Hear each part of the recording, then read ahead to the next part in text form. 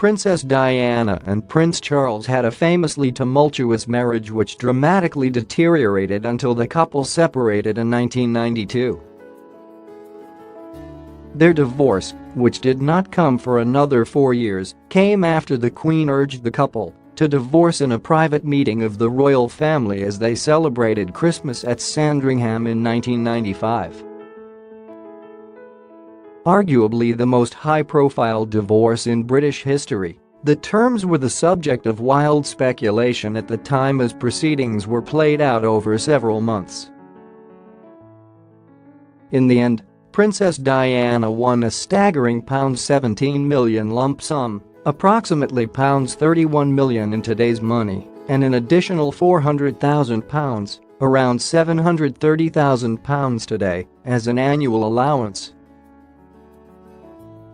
The Princess of Wales made a series of manoeuvres to secure the sum.Tina Brown. In her 2007 biography The Diana Chronicles, writes, "The prince was first stunned, then outraged, when, in April he was presented with Diana's final £17 million term." She explains, "The princess held a high card, while Prince Charles was now desperate to be rid of her, she could wait." In May, Diana went to the Queen and told her that, unless her terms were met, she would withdraw her consent to divorce. Without it, Charles would have to wait another 2 years until the obligatory 5 had been reached for a non-consenting divorce. If she ran out of money, she would sell her jewels in order to live, and that would be a great embarrassment.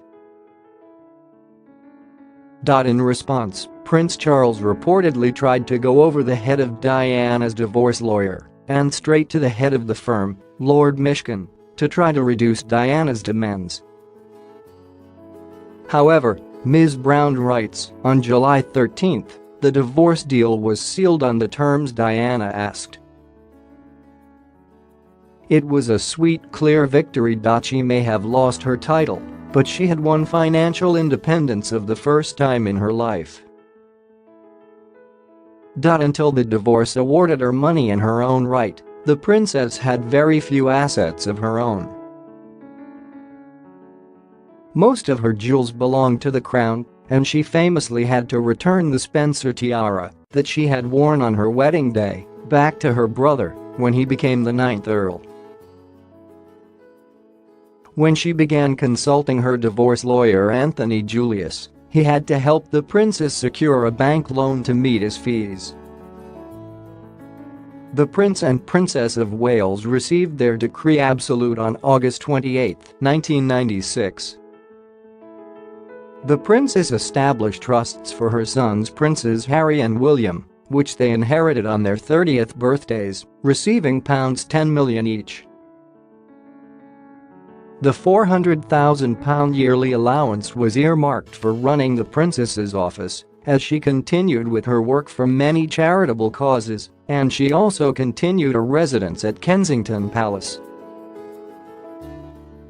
After the divorce, she lost the use of the title HRH and became known simply as Diana, Princess of Wales.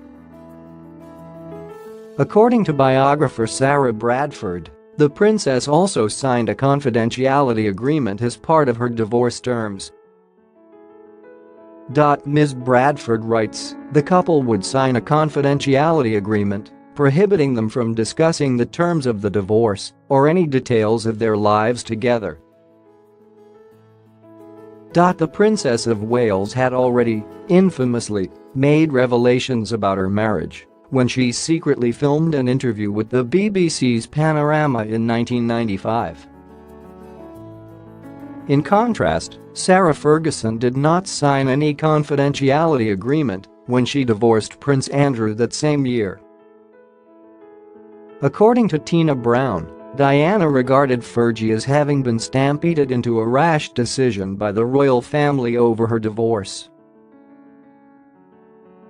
The Duchess of York received a much smaller sum than Diana, however her lack of confidentiality clause meant that she could go on to make media appearances and publish her autobiographies, from which she has earned an estimated £2.